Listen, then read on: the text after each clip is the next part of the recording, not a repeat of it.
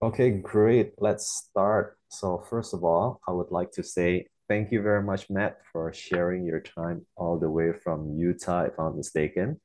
It should be around 4 p.m. Yeah, correct. Yes, here I am in Singapore. Hopefully, I don't look frazzled because it's 5 a.m., but it's a great habit to wake up early in the morning. We've invited quite a few people, but they'll be recording as well. So we have the one and only guest who dial in on the way. Bern would like to give you a shout out. It's our fellow friends from WXO as well. We'll just start. So I'm gonna do a brief introduction about what this podcast is all about, together with the target audience, right?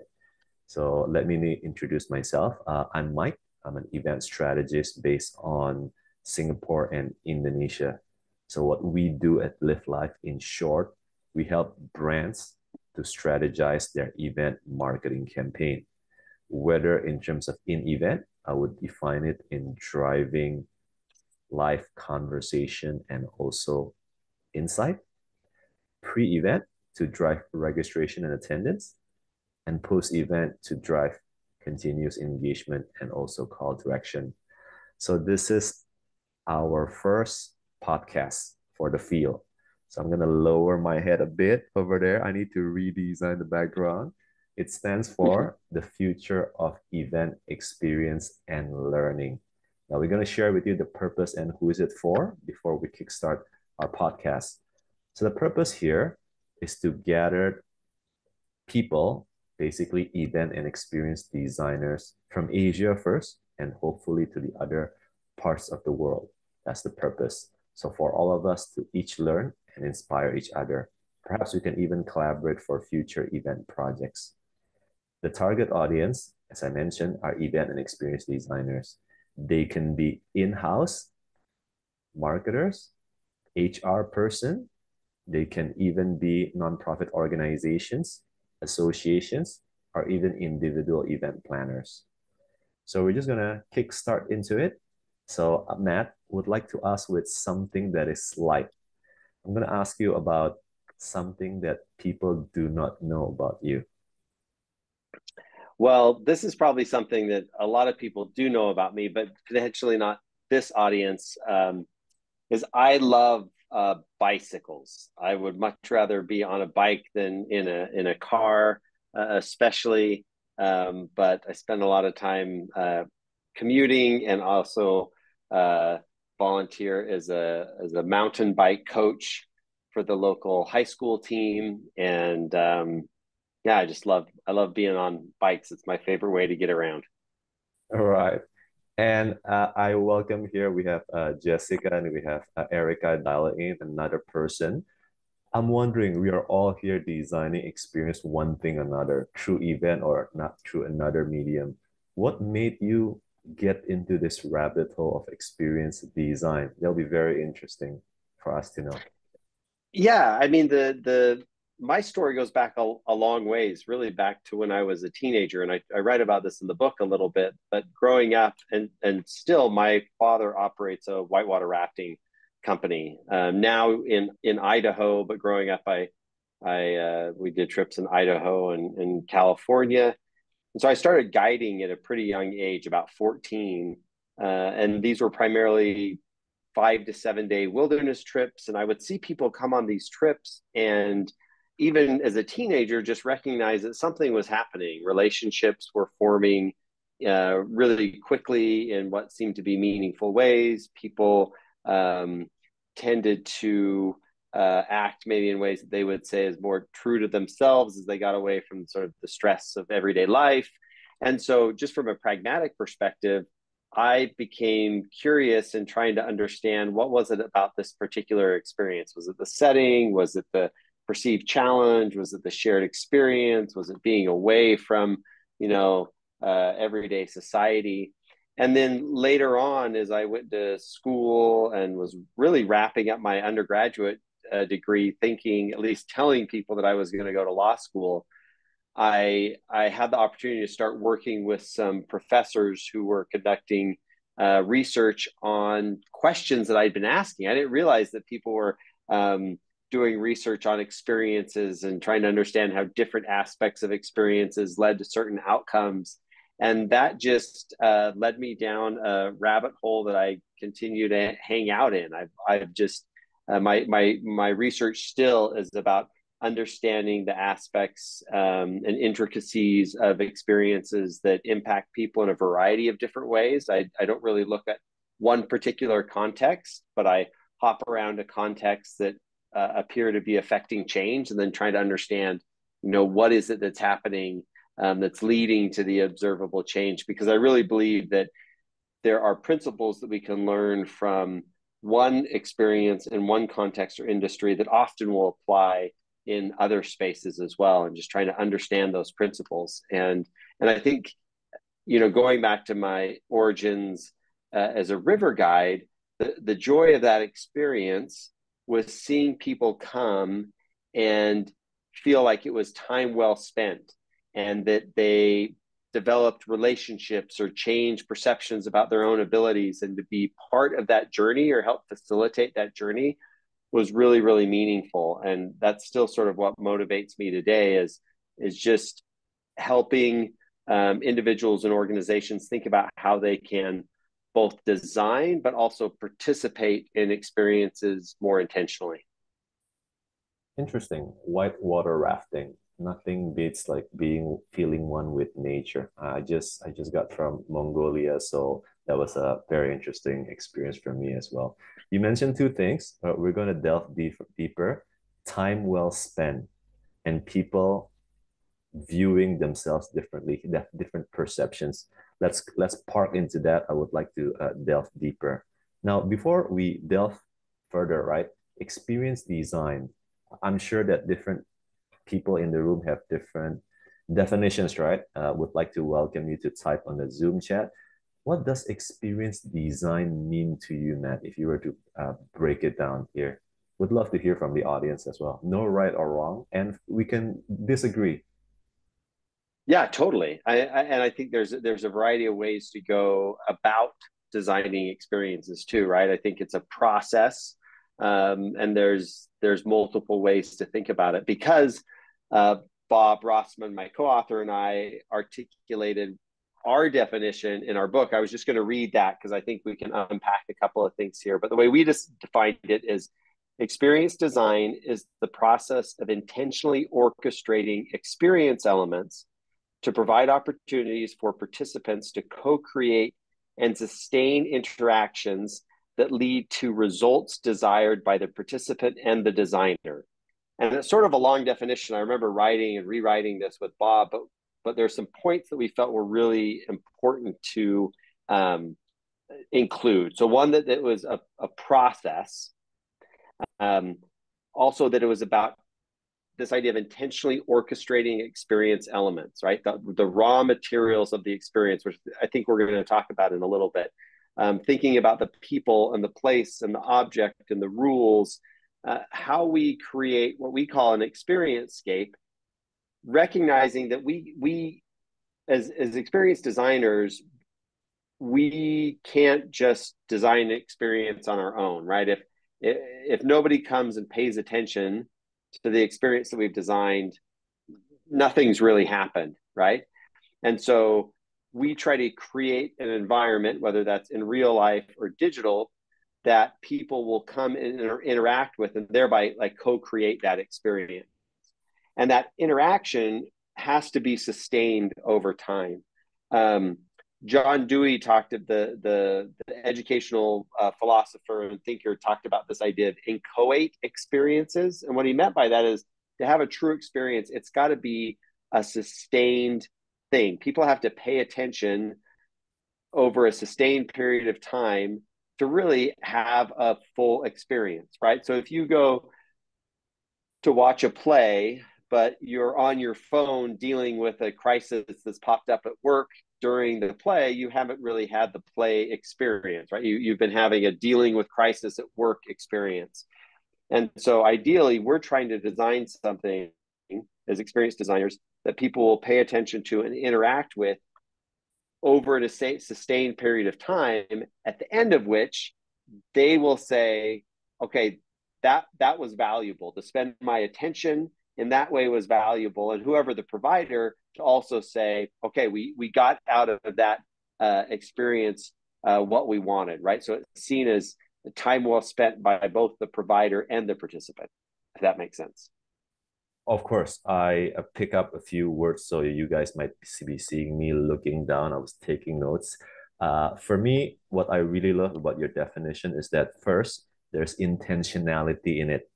So, of course, we can't control everything that the audience experience, but there's an intention there. So I love it. The second one is the Yeah. word orchestrating. I think it would be very self-delusional to feel that we can create an experience for the audience, but we can orchestrate, we can direct them to that angle. And there's a co-creation. It's an orchestra. Can I create a metaphor? It's like a person that is leading a symphony. So they might not be the one playing the musical instruments. There are different people, and the combination of those difficult instruments create a song which is sustained throughout the performance, whether it's 5 minutes, 10 minutes, or 15 minutes. Can I use that analogy, Matt? And feel free to disagree. Oh yeah. Yeah, no, no, totally. And I think, to take it even a step further, you have those, and Joe Pine and Jim Gilmore talk about this idea of front stage versus backstage contributors in an experience, and others have too. But with your metaphor, right? Um, you've Conductor. got the individuals the playing the instruments on the stage, but there's also people that we don't see as audience members, the composer who wrote the piece, and the individuals who crafted the instruments that the people are playing. And we could go back further and further in different layers. So there's this whole cast of characters, and things that make the experience possible. And as a designer, I'm figuring out, how do I orchestrate them all in a way that somebody will choose to pay attention and find that to be a valuable use of their time. Right. That's a very interesting point because during COVID, I was listening to some interviews related to football matches, and you might be wondering why I mentioned this. And the stadium was basically empty. That's when the some of the folks realized, hey, the audience is actually part of the experience. Without that cheering, without that booing, without the crowd creating a wave, right? It wouldn't have been complete. You can still enjoy it, but there's something missing. So the co-creation involves the audience as well, the front end, the back end, and the audience. Can I say that, Matt? Oh yeah, totally. And this might be jumping ahead a little bit, but if we think about, I mentioned these already, but Bob and I think about six elements of the experience scape. So sort of six categories of raw materials that we're orchestrating, right? So we have the people, both the people who are helping provide the experience, but the participants as well. So people, without the people, it can't happen, right? And in the digital world that we live in, there's also people who aren't directly participating in the experience that are still influencing it, right? Before I go somewhere and have an experience, I'll often get online and read reviews, and what those people are saying about it will influence how I'm anticipating and engaging with that experience. Then we have to think about the relationships between the people and the experience. Are they coming into our event knowing each other already? Do they need to get to know each other? Does that not matter? We have to think through what we want to do. Some events, it's very important that people get to know each other up front so we can have the type of shared experience we want to have. In other settings, like if we attend a movie, we don't necessarily need to have everybody stand up and introduce themselves before the movie starts. That's not necessarily as relevant. Or you could design it that way and it would be a different type of movie experience. Then, of course, you have the place. That could be both the place in the real world or virtual. It could also be the place in time, right? If you do something in the morning versus the evening, or the winter versus the summer, that's going to change the experience. And then with the place, it's all of the sights, sounds, smells, et cetera, with that.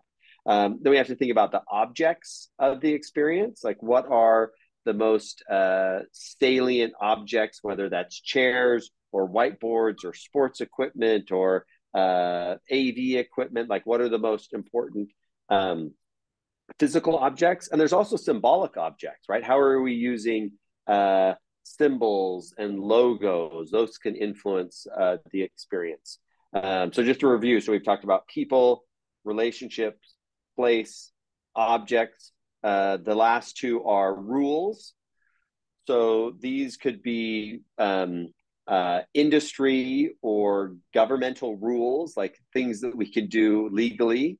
Um, there might be rules to the venue, how many people you can have in the room. And then there's social norms that can differ across cultures and countries. And being aware of those is important, right? Again, it's all co-created, so we need to understand the people and settings where we're working. And there might be rules that we impose. Most games, if we think, the Olympics are starting today, right? I just saw that the U.S. women's soccer team won their first game, so I was just getting score updates before I hopped on. But all of those games, all of those sports and events are primarily at their core rules, right? Sets of rules that dictate how you play a particular game, what dictates winning, what dictates losing, right? And so we can think about rules as a way to structure social interactions, right? And then the last one is blocking, and this is a term taken from theater, right? So in theater, you have blocking instructions of where actors move on stages and also props for scene one, act two, scene one, we need to start with this chair over here, and we have a lamp over here, and this actor is going to come in and move here. And it's the same thing with experiences. We need to think through how people and things are going to move through our experience. And there's individuals who focus specifically on queuing, right? And that's their bread and butter. They work with companies to figure out queuing strategies.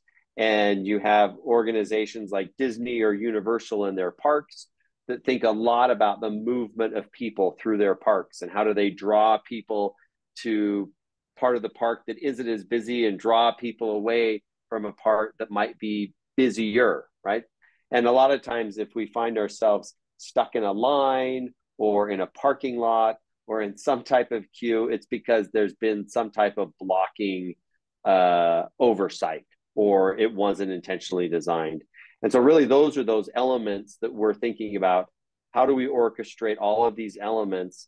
And often if we change one element, we often don't need to redesign the whole experience, because if we just change one element, it will change the whole nature of the experience, right? So we can often start thinking about small tweaks before we redesign the entire experience. Brilliant. If you guys that have probably met Matt for the first time, he would elucidate and explain it very succinctly. The reason being is because Matt is a department chair for experience design and management at Brigham Young University Merit School of Business. So he defines things very well. That's what I like when I conversate with him. It's clearly defined. And at the same time, he wrote this award-winning book called Designing Experiences with Bob Rossman. You can delve into it deeper to know his rabbit hole about experience design further. Now, you gave me what I call a moment of epiphany over there. There are different types of elements that we should consider where we design an event, and each change of that element will change things completely. Before I delve deeper into what you call experience scape, right? There are different types of experience here for the ladies and gentlemen who might not be aware, right? Can you share how you view different types of experience types, Matt, together with the examples that will really help us have a Yeah, clear yeah, yeah, understanding? yeah, definitely. So both in this book and some other work that I've done with colleagues, and those of you in this space, you'll recognize we tend to throw around words like memorable experiences, meaningful experiences, transformative experiences, and often aspire to provide those types of experiences. but I think it's difficult to design something if you can't first define what it is. And when Bob and I started writing this book and working on a couple of other projects with colleagues, we just noticed that both in the professional and academic literatures, there wasn't a lot of specificity on what's the difference between a memorable versus a meaningful experience, for example. And so as we looked at the existing work that was out there, there was a lot of good work. We just wanted to propose a framework to provide some continuity in how people were talking about and designing and measuring extraordinary experiences. So memorable, meaningful, and transformative. So our framework, the experience type framework, first suggests that you have categories of subconscious and conscious experiences. And this stems in part from Daniel Kahneman's work around type 1 and type 2 thinking, or fast and slow thinking, that there are experiences we have every day where our brain goes into autopilot mode, right? While we're tying our shoes or brushing our teeth, or maybe during our commute, doing things that we do over and over and over. Our brain switches into autopilot mode, which is great, conserves energy. We can daydream about something else. But we recognize that over the course of the day, we have a chunk of experiences where we're more just sort of subconsciously going through the motions. And then experiences that we're conscious of come in a variety of different types. Most of our experiences over the course of the day are fairly ordinary. And what we mean by that is that we are aware of the experience in the moment. We're paying attention to what's happening, but the experience isn't very sticky. There's no long-term memory or impact of that experience. Like, I paid attention to what I was doing when I made my lunch, 11 days ago, but I can't remember what I made for lunch 11 days ago now, right? So we have ordinary experiences, and then we have this subset of extraordinary experiences. And they are extraordinary because their impact lingers after the experience. And there's three main types that we talk about in the framework. So the first being memorable. So memorable experiences occur when, and I should back up and say that the work of Marcel Bastiansen and his team at Breda University have done some really great work on conceptualizing this space as well. And one of the things that they talk about is that from a cognitive neuroscience perspective, we perceive the world as a stream of consciousness, right? We're always paying attention to something. And we use mental models to sort of break down that stream of consciousness into episodic moments, right? I'm eating breakfast, I'm driving to work, I'm having a meeting, I'm reading an article, right? And so we sort of are able to break those that stream of consciousness into these episodic moments. Some of these moments we evoke emotion, right? Positive or negative. You're going to work and the train you're on gets delayed, right? And what was an ordinary moment suddenly becomes negatively memorable because you experience this emotion. And when we experience strong emotion, it signals to our brain, like, timestamp this moment, like, remember it, right? For whatever reason, you're experiencing emotion, this may be important, right?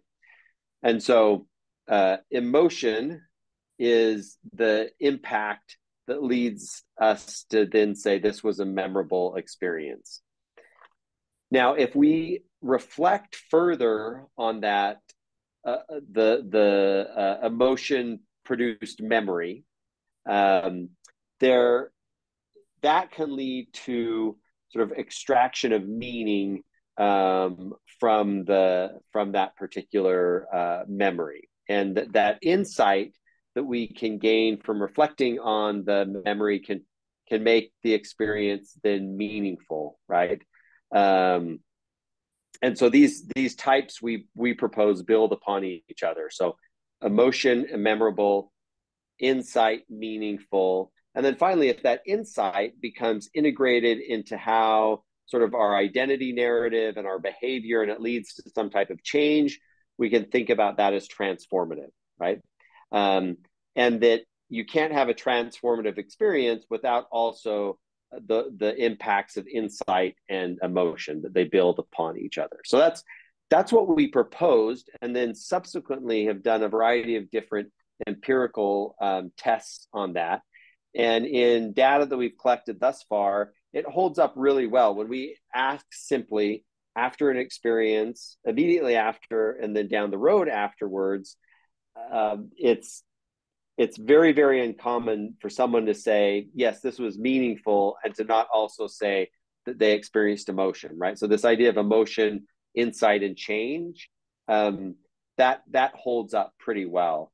And there's also some external validity to the idea, because when we ask people about, did you experience emotion? Did you experience insight? Did you experience change? And also ask them about how likely they would be to refer the experience to somebody else, right? The net promoter score question. There's clear groupings in terms of NPS scores when we move from ordinary, memorable, meaningful, and transformative. And in the most recent data that we've looked at, you have NPS scores for people who experience no insight or emotion, insight, or change, sort of an ordinary experience down here. Then the insight and emotion group sort of clusters here. And that group that indicates they experience change, insight, and emotion are you're most likely to be promoters, right? So what the framework does is it gives us some design targets to say, okay, if we want to be, if we really want to design something that people will see as meaningful, we need to think about the emotions that we want to evoke. And we also want to think about the type of insights we want people to gain along the way. And if we can check those two boxes, the likelihood of someone perceiving the experience to be meaningful increases. And I think it also helps us to get away from the pitfall of thinking that all experiences need to be transformative. Rather, we can think about, okay, what are the needs of the people that are coming to us and coming for the experience we're providing? And do they just want to experience some type of emotion? Maybe they just want to be entertained, or they just want something to be memorable, right? And that's totally fine, right? But if they want something more than that, we can begin thinking about the insight or the potential change, and hopefully be more strategic. We hope the framework leads people to be more strategic about the type of experience they're designing, rather than just succumbing to the way that we're using the word transformation these days and wanting everything to be transformational. Because if everything was transformational, if we were being changed all the time, that would be super exhausting and a very high bar for designers to hit. Right. That was sort of a long answer, and there's stuff to unpack there, but hopefully that gives an overview. Yes, definitely. Extraordinary experiences, being memorable needs memory, being meaning. The second one is meaningful, right? And the last one, transformational, which links back Yep. to what you mentioned. There's a change of perception about something, right? Yeah. Yep. So emotion, insight, change is how we think about sort of those steps. Yes, builds on top of another. Now, for event designer, I want to hear your view. I want to play a devil's advocate. Would Okay. you advise event designer, especially those event marketers, for their event to be transformative, that it changes the perception of the audience, can be towards the brand, the product, the category, the market, and what have you? What are your thoughts, Matt? And guys, Well, feel yeah, free to ask questions or drop comments as well. I think unpacking transformation is important, right? Because I think it's more complex than just sort of our simple three-step model. I think that gets us to a place where we can talk about transformation. So to start off, you can think about maybe oversimplistically the difference between like a small T transformation as opposed to a capital T transformation, right? I don't think there are, uh, uh, I think capital T transformations where you feel like your identity, your life purpose, your view of the world has been dramatically changed. I don't think those happen very often, right? But I do think there's a lot of small T transformations that happen all the time, right? We change our perception about a particular brand or relate, our perception of a relationship that we have with somebody. It changes over time, or even our perceptions of ourselves, and we have behaviors that we engage with, and then we might not be engaging with that later. So it also is worth noting that our perceptions of experiences can change over time too, right? Something that may seem transformative for a couple of months isn't. We stop doing that thing, or we sort of change our attitude about that. And that's okay. And we can also have things that feel ordinary. You could have an interaction with someone that feels very ordinary and just sort of routine, and then recognize down the road, wow, actually that thing that they said really was wise. Like I need to follow their advice, or whatever it might be. And so going back to your question about with events, I think it's just thinking about, okay, what are the needs that people have? Um, why are they coming to the event? What, in essence, what is the job that they're hiring this particular event to do? Both the sponsor of the event and then the participants, and then figuring out which type of experience is most appropriate to meet that need, right? If people are coming just to be entertained, they might not need opportunities to change, right? But if someone's coming because they want to somehow level up in their career or improve a relationship with somebody that they're coming with, then there might need to be those transformative moments. And also recognizing that for the most part, the main thing that we can do in the moment in the experience is evoke emotion, right? And produce memories. Now, there can it can occur that people can reflect and come to some degree of insight in the moment. And there may be instances where people feel like, okay, yes, I am changed and I'm going to go do this thing differently. But I think a lot of times that plays out over time. And so thinking about not only what do we do to evoke emotion in the event, but what are we doing to help our attendees reflect and process those emotions and memories after they leave, right? Um, I just had a call yesterday with a woman, Sydney Rubin, who's also a member of the WXO. And she's got a Substack that she's working on right now called The After Party, where she has some great thoughts that she's pulling together about design strategies for after the experience occurs. And I think if people really want to play in the extraordinary experience space, they've got to be committed to not only designing for the in moment experience, but also thinking about ways to help people, in essence, co-curate their memories after the experience is over. What are you doing to help people to continue to reflect and unpack the memories that they've created with you? Ah, you just gave me a few points over there. Would like to delve deeper on the emotion side. I used to think, and feel free to disagree here. I used to think that as an experienced designers, our focus should be on designing the experience or the environment, right? And then I realized it's also about getting the audience ready for them to be perceptive enough to be willing to engage us in order to open themselves up, in Yes. order to be willing to learn. That's why the title of this podcast, "The Field, the Future of Event and Experience and Learning." So probably I would even argue, and would love to hear your thoughts in the other audience, is about preparing the soil to be fertile enough for the seed to start growing, and for us, when we water it, the water takes optimal effect towards the plant to grow.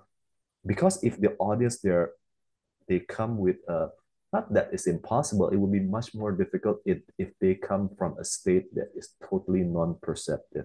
What are your thoughts, Matt? Yeah. Oh Anything yeah, you I can totally agree. I totally agree. And I think, as we think about one way to think about this is holistic experience design encompasses what we call the anticipation, participation, and reflection phases, right? So it's not just designing the actual experience, but it's designing touch points to help people prepare for and then reflect on the experience afterwards. And I think it's a helpful way to think about, yeah, what are the strategies that allow us to design across those phases, right? So, for example, if experience, if the energy that drives an experience is attention, right? If somebody, like if a tree falls in the forest, does anybody hear it, right? If you design an experience and nobody pays attention to it, it never happens, right? So you have to think about what what information, what sort of emotional priming um, do I need to facilitate before the actual experience, right? Because we've all uh, had it happen where we show up for an experience and we're not sure where to park or how to log in or what happens first or where do I go for this. And attention is a limited resource. And as we spend that attention on sort of frustrations and things that are confusing, it decreases the amount of attention that we have to actually give to the experience that we're there for, right? And so I think a lot about how I can help an individual be ready so when the experience starts, they are fully engaged in the experience scape that I've orchestrated. Now, a lot of the experiences that I design are learning experiences, and I know this is something that Bernd talks about and thinks about a lot as well. And there's been a movement over the last couple of decades called flipping your classroom, right? Which some people might be aware of. And all that is it's just thinking about the anticipation phase, right? So rather than spending a chunk of time in class lecturing and going through PowerPoints, why don't you just put that in a form that people can consume beforehand? It doesn't require social interaction, right? To just consume information. So you can use the in-class time when you can interact for discussion and application, which tends to be way stickier than just listening to somebody tell you stuff, right? And so thinking about how do we prepare people for the time that they're actually going to be with us so that they can pay attention fully and engage fully is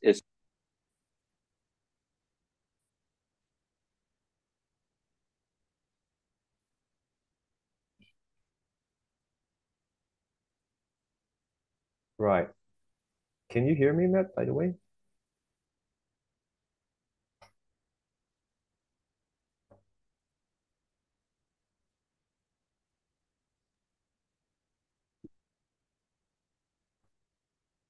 Right. Matt, I'm gonna go into my mobile version. I don't know why. Can you guys hear me clearly, by the way? For I some can reason. hear you, Mike, but I can't hear Matt for the moment. Yeah, Matt, Oh, just now, hold I can on hear one you, for Mike. sec. some reason, your voice was missing. So it was Can you not. hear me now? Yes, probably the last three sentences, Matt. I was just wondering, was my computer having a problem or I don't know. It might have been on my end too. Sorry about that. They that's weren't great sentences, so you didn't miss anything. okay, okay. Like we're Got it. fine. Now we have Did around you did you hear the part about preflection? I think that was the last thing that I was the talking about. reflection part. You can share with us as well. Or preflection. Preflection, yep. We didn't get that one. Preflection. Okay, so I was just saying, so just to, sorry about that, we talk about reflection a lot, but there is also this idea of preflection, of posing questions or prompts to people before an experience to already get them thinking about what you want them to think about when they show up at your place. I mean, it's a very simple concept, but I think it's a helpful reminder that there's things that we can do before they actually arrive or log in or show up at the venue, so it's easier for them to pay attention and be engaged. Right. Preflection. I would call that's why when people ask me what do, I tell them that I'm a plant seeder. In a sense, we plant seeds in people's mind. We don't know when it will grow, to what degree, but our job is to create an environment, a relationship, an interaction such that it makes it more conducive for it to grow. There Yeah, and I say that to extend that analogy, we need to also think about how we help them harvest that crop, right? Because most plants take a while to grow. And if we just expect everybody to do the harvesting on their own, I think most people will move on to other fields and do other things and forget those seeds that they planted with us. And so figuring out how to still help with the harvest is a potential consideration that I think is really important. Matt, there are around 4 questions I want to address you. So let's make this one. I want to slip this in a very quick. Okay. Right? I was wondering, I want to challenge you here, devil's advocate. One of our future guests, Heather Gallagher, who is involved in Burning Man transformational experiences, she shared that one of the ingredients of transformational experience is challenge, where you go above yourself. Just now you mentioned about making it easier for the participants to conserve the energy, but there's another, I wouldn't say a school of thought, a perspective saying that you got to give them a certain resistance for them to, being able to strive, being able to go to that areas of discomfort that slowly becomes comfort. What are your thoughts about that? Oh, yeah, I totally agree. And I think challenge, whether that's perceived challenge or actual challenge or physical challenge or social challenge, is really, really important. Um, I think to clarify what I was saying is if we think about across an experience, we're designing multiple touch points. And I think most of those touch points are usually ordinary touch points. We're functionally moving people from one place to the other. We're blocking in logistics or other things. Um, and we want to make those ordinary touch points as simple as possible to cost as little attention as possible. So at those moments where we really want to have a peak experience, where people are going to have to make that choice of like, ooh, this is out of my comfort zone to interact socially this way or to do this thing that I haven't done before, that they've got the attention left to do that thing, right? I think about, recently we hadn't taken our kids to Disneyland in like 10 years. And so we did a trip this spring. And it's a lot of work to take your kids to Disneyland. And it's long and it's hot and you're standing in line. But there was enough aspects of that experience that were easy and had been thought through in advance that we still had the energy to enjoy the light show at the end of the day, and have that be uh, meaningful. But if we had had a breakdown of kids not getting the food they need or lines not working out the right way, we wouldn't have had that attention left. And so what I think it's when you want to push people and challenge them, you just need to make sure that the ramp up to that has been such that they still have the mental energy and physical energy too to do whatever it is that you want to do in terms of challenging them. Right. Just like Csikszentmihalyi with his book about flow says, Yes, there's a great exactly. match between Exactly. challenge and your ability, right? If it's too difficult, people won't do it. If it's too easy, there's no challenge. The Exactly. balance is the key. And I think too with this, something that people don't talk about as much is that trust is an important part of the equation if you want to include challenge in your experience. And if I don't trust a provider, if there has been unexpected difficulties in the experience, if there's things that haven't been designed well, if there's been mistakes along the way or things that you could tell just weren't thought through, I'm way less likely to do something hard or challenging um, if I don't have trust with that provider, right?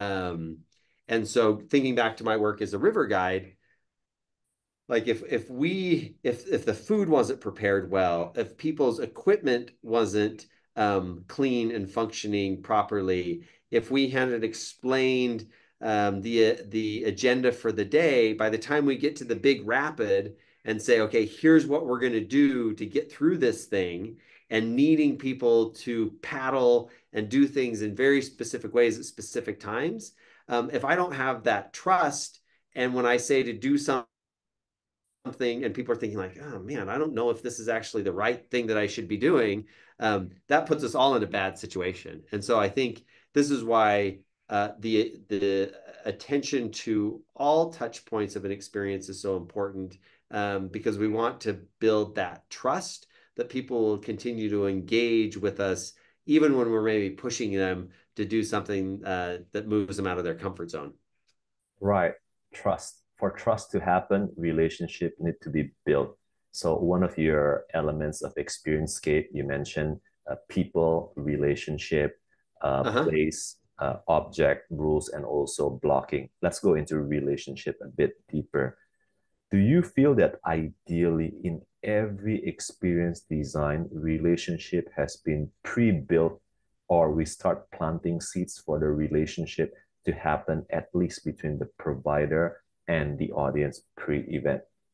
Once Oh, that sure. soil has been fertile, it makes it easier for even a Yeah. relationship that is designed normally to have a greater significance because people are more perceptive by then, more open. They feel psychologically safe because it's Matt, it's Mike, it's Jessica, it's Bern. Oh, yeah, I would say definitely. I mean, we live in a world where there's so much information out there that I think most of us do a lot of pre-work before an experience, and we're going to be influenced by the reviews we read, the people that we talk to, the videos that we watch, and that's all setting expectations in advance. And so, I think this goes back to also why experiences are so important for brands, because there's certain brands where I'm like, I know that you're going to provide a high quality experience regardless of the channel, and I trust you, right? And that also influenced my willing to pay or my willing to repeat. Um, but if it's a new brand or there's not as enough information out there, or if I hadn't been able to interact with the brand in advance in a way that helps me understand like what the relationship might be like. Um, I'm not going to be all in at first, right? I'm sort of be like, what's this going to be like? How are these? What will this actually feel like? Which is again, I'm part of my brain is paying attention to what is this going to be like as opposed to just fully engaging. And so the more that we can do to build trust up front, the easier it is for people to then pay attention when the experience actually happens, right? I know my students, if they trust me that I'm asking them to do hard work and cover a lot of content, but it's going to get them to some place where it's going to be uh, valuable. Again, this idea that Joe and Jim talk about in terms of time well spent. If they feel like, yeah, that took a lot of work, but where I ended up at the end, it was worth it because I got XYZ out of it. Right. Let's delve into design thinking. You mentioned in your book, right?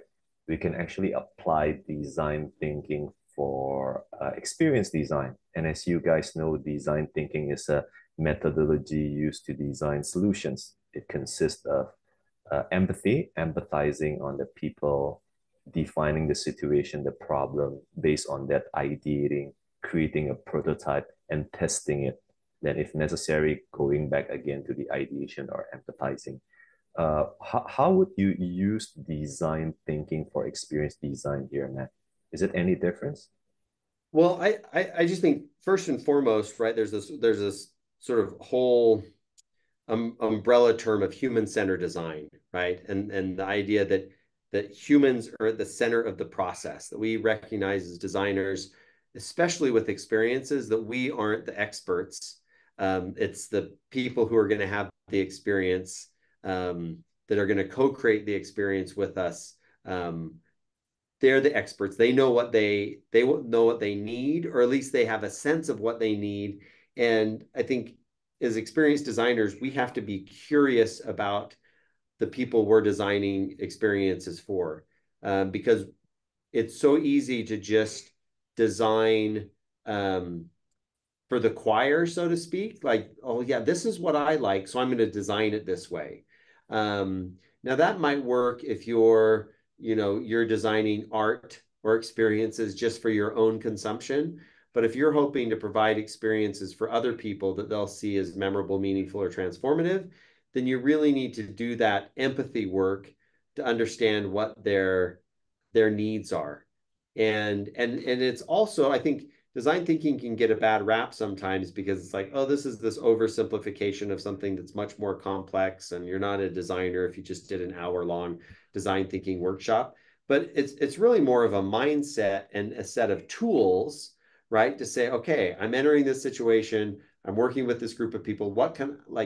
I'm going to take time to empathize and understand where they're coming from. So when I don't want to start working on the project until I have a clear idea of what the actual core need is that we're trying to meet in this experience. And then once I've identified that, we're going to start prototyping and not just go off on our own and do the thing. Ideally, we're going to stay in conversation with the people that we're designing the experience for. So we're testing out those prototypes, and we're seeing what works before we actually do the thing, right? And there's so many mistakes that we can avoid if we have this attitude of co-creating the experience, even, or co-designing the experience before we roll it out and then co-create it together. So I think I think most importantly to this mindset that, even though, for example, we're all having the same Zoom experience right now, right? But subjectively, we're each having our own personal experience. We'll each tell a different story about what's happening right now because you're the facilitator and it's early morning, and I'm sort of doing a bunch of the talking, and it's at the end of my work day. And Barrett and Jessica logged on for different reasons, right? So we're all going to tell different stories about the same experience. And if we want people to tell stories that we would be excited for them to tell, that the likelihood of that increases the more that we know our audience and understand what it is, what their needs are, and then design for those needs. And the tools and mindsets of design thinking, human-centered design, just continually remind us and nudge us towards that end. Right. Uh, Definitely understand the audience, because unless we understand the audience, we understand their situation, the needs, then our design is more to ourselves, right? Yes. How do we Yep. design it into win-win? Not only uh, we get what we want, but the audience also have their needs achieved. And part of the equation here is prototyping. Recently, I attended this course by Amy Jo Kim. For those of you who play games, she is a very experienced game designer. She's behind hits such as Ultimate Online, The Sims, and she mentioned about designing the customer journey, the customer experience using storyboarding. You also mentioned this in your book, Designing Experiences, about experience mapping. Can you share, now that we've known the different experience type, we've understand about the different elements, we know about the importance of understanding the audience, having that empathy, right? How do you actually map experiences? And I think Disney does a good job with storyboarding. Yeah, and really Disney invented storyboarding, when he was trying to get funding for Snow White, which was the first feature-length animated film. People couldn't understand why they should invest in a cartoon that usually was just a couple minutes long before you watched the movie. And so he asked his animators to just draw, simple sketches of key moments of the story. And then when he'd go out and meet with investors, he'd set those up and then basically use them to tell the story, which was an effective way to convey the richness of the story that he was trying to tell through this medium, right? And now it's just common practice, not only just in film, but in business as well. And there's all kinds of different flavors of experience mapping and journey mapping and experience mapping and service design mapping. But at the core, what you're trying to think about is visualizing the moments of an experience that you're trying to design. And I like to think about the way you slice an experience. Well, it depends. It depends first on the elevation you're designing at, right? Are you designing at the 10,000 foot elevation for a 1 week event, and you're thinking about, okay, when are we starting? What's our first sort of marketing activation, and when does registration go live, and what are the days of the event? Or you zoom in to an individual day and think, okay, here's our run of show from beginning to end, and then you zoom to the ground level and like what's happening in this hour. But regardless of the elevation that you're designing at, you think about, okay, in this, let's say 1 hour experience, what are we asking people to pay attention to across the experience? And that's usually, for me, denotes a touch point. So upon arrival, I want them to pay attention to the registration booth. And I'm going to design that registration booth experience. And then this is going to happen and this is going to happen. Recognizing that most experiences aren't linear and there's multiple paths and there is all kinds of complexity. But really, at the core, like for me, the core elements that I think are most important are, one, just identifying the touch points. Two, trying to at least aspirationally think about what type of experience you want each touch point to be. Is this an ordinary moment? Is this a memorable moment? Is this a meaningful moment? And then thinking about those sequencing, right? Of like, what do we ultimately want this moment to do? If it's memorable, it's gonna do a different job than an ordinary moment. So you think about the touch point, what type of experience you want to be. I really think it's helpful, again, aspirationally, to articulate a desired reaction. Like, what ideally would you want somebody to say in this moment? And I think actually creating a statement can be really helpful, even if it's as simple as that was really easy, or that made me feel happy, or whatever it is, because it gives you that design target to focus on. And then you can also think about, so usually, visually with my hands, it is super helpful. But if you think about a row of touch points, and above it or below it, you have a row of reactions for each of those touch points. And then below it, you have a row of what I call your contributors. What are the people and things that are necessary to make each of those touch points happen? And this is why I think sticky notes or virtual whiteboards really helpful for experience mapping, because you can sort of move these elements around. And then once you've got the experience map complete, then you can dive into the individual touch points. And going back to this idea of the experience-scape elements, we can say, okay, how are we going to orchestrate people, place, rules, objects, et cetera, those experience-scape elements in this touch point to increase the likelihood that somebody's going to say, this was easy, or whatever that desired reaction is, right?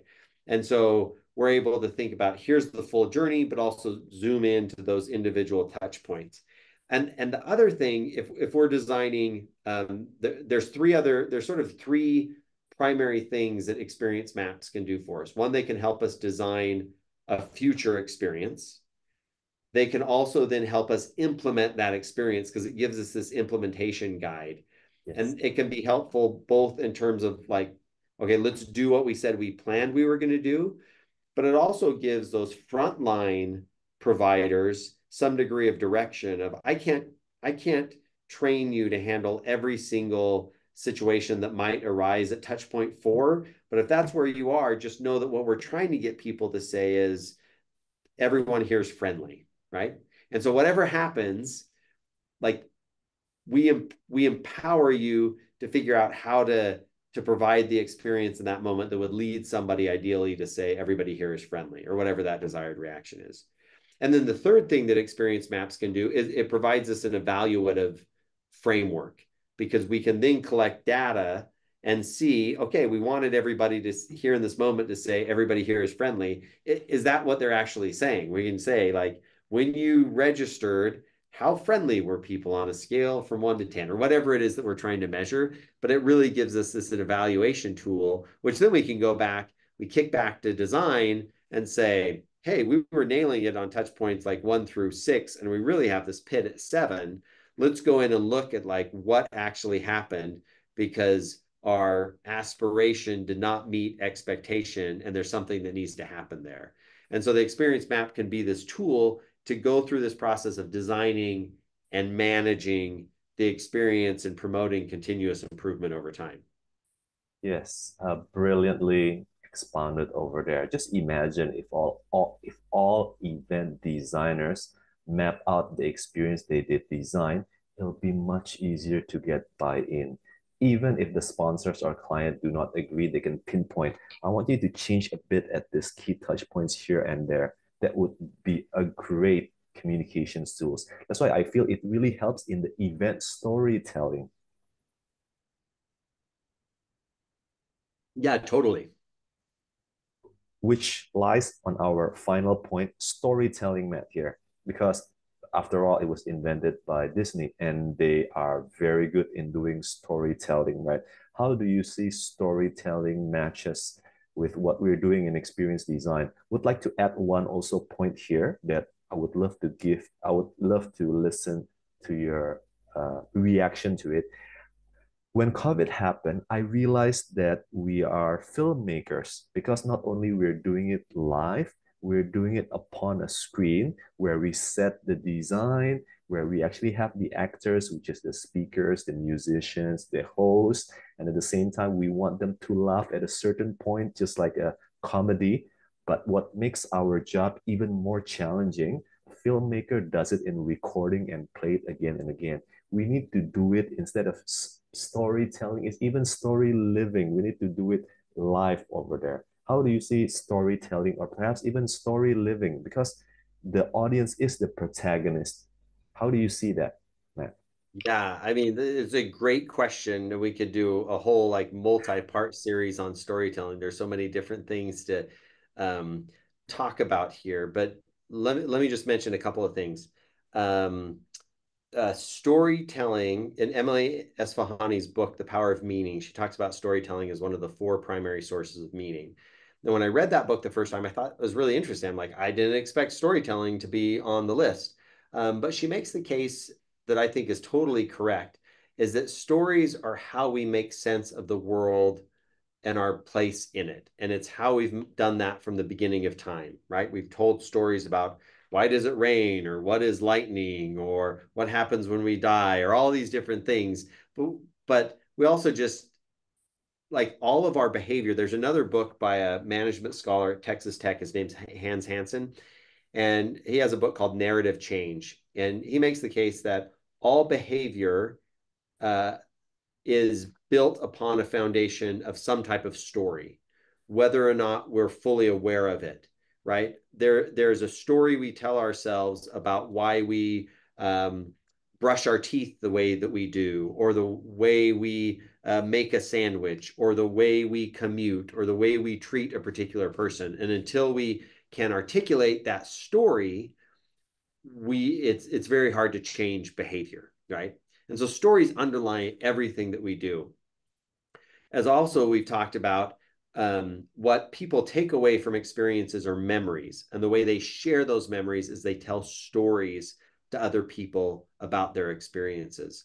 There's a whole line of research that Sydney Rubin just tipped me off on yesterday. I was reading some of her work on this idea of capitalization, right? This is not a talking about sort of financial markets, but it's this idea of when individuals share an experience with somebody else, they capitalize on the impact of that experience. So if I've saw a great movie, if I go and am able to tell somebody else about that movie and get them excited, it actually makes my experience better, right? I've told a story about it.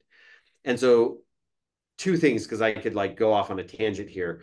Um, we need to think about how we can design our experiences to make them easier to tell stories about, right? So even if we're just using the simple three-part story structure of, exposition and rising action and climax and resolution, or four-part or five-part, however you like slice and dice it, thinking about that story arc, and are we providing enough exposition in our experience? Are we getting to the climax too early? Are we ending at the climax and not providing an opportunity for the resolution on the back end? Again, thinking about those touch points and how we're sequencing them. Also, some of the research that I'm doing right now is looking at storytelling as a competence. We can't just assume that all people are equally competent at reflecting and telling stories.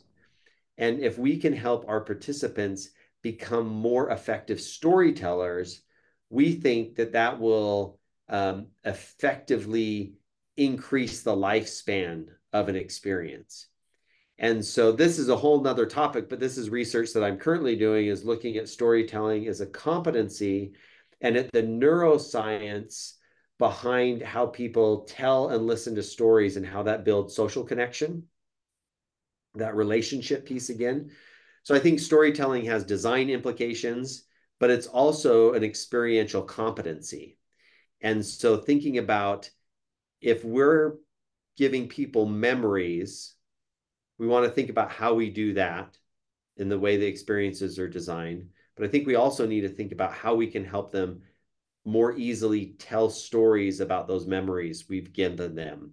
And that will be beneficial to both them and to us in the long run. Right.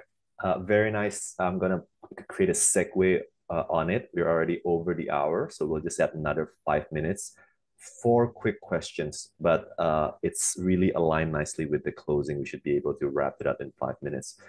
When you said that, an aha moment that came to me as an event designer is that, oh yeah, we need to design an event story, that an event which story people would love to listen or experience, and at the same time for them to make that story themselves so that they can share with their friends and invite them to the event, pre-event and post-event, to make the story their own, to tell their friends as well. So it's about storytelling and making it their own is part of them. And they get excited because all of a sudden they are part of the event design team without us asking them. That's the aha moment that I got. Now I want to ask you Love that. about events, right? What was the most extraordinary events you've attended and why, based on what your explanation on experience design? Then after that, I would like to follow up with another two questions because let's give some examples. Oh man, that's a great question. I mean, that's such a hard one, right? Um, I just a couple of things pop into my head. I've really loved seeing the development of the World Experience Organization and been able to attend both the summits.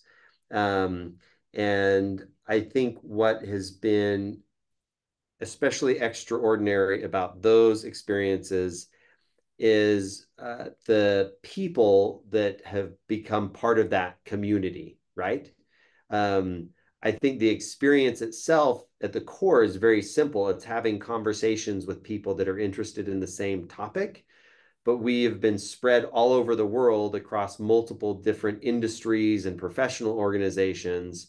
And James and the work that his team have done with the WXO has created a space for people to come together who are interested in experiences and talk about them.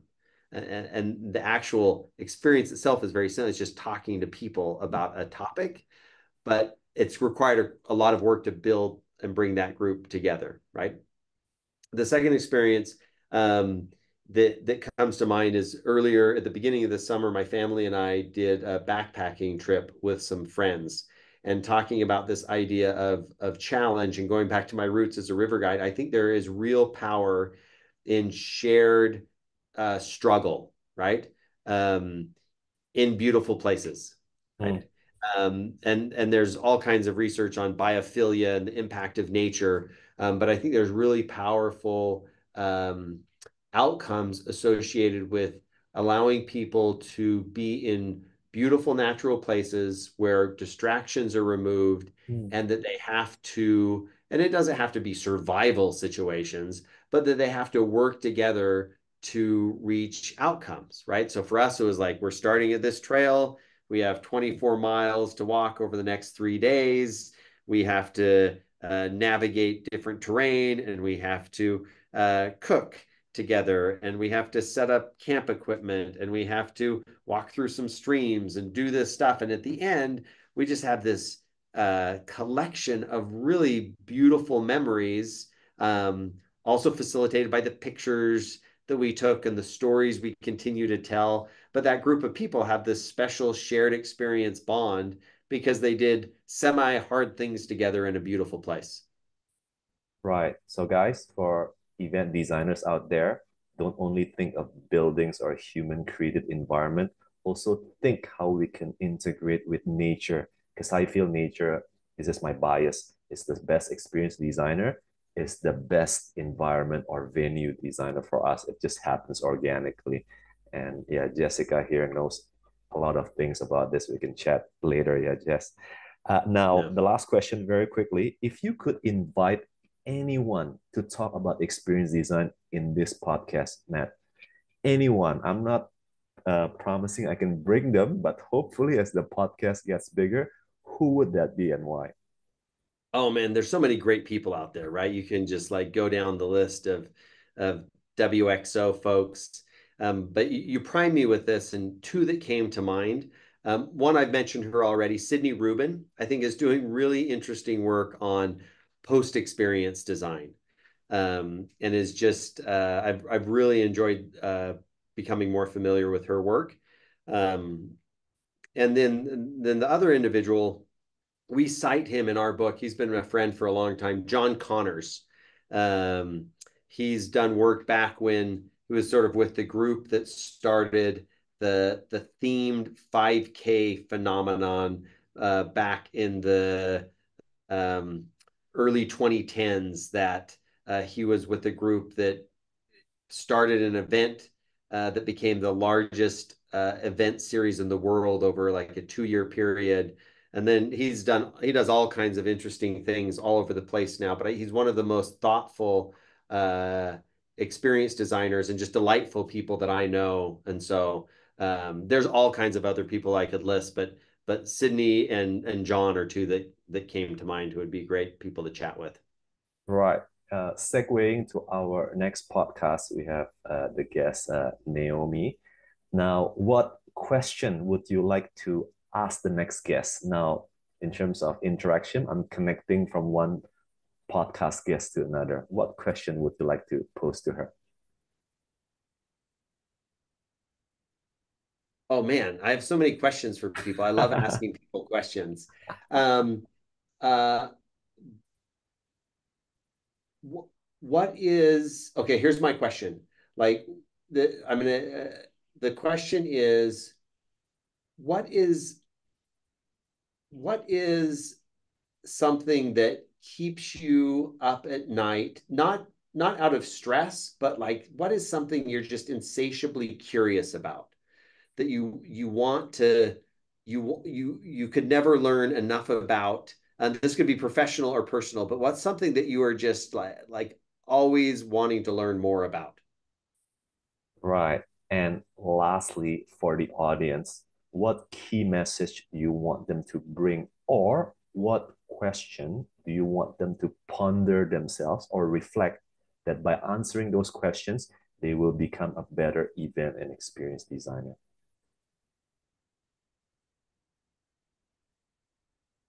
That's not for me. That's the our audience to put in the chat, right?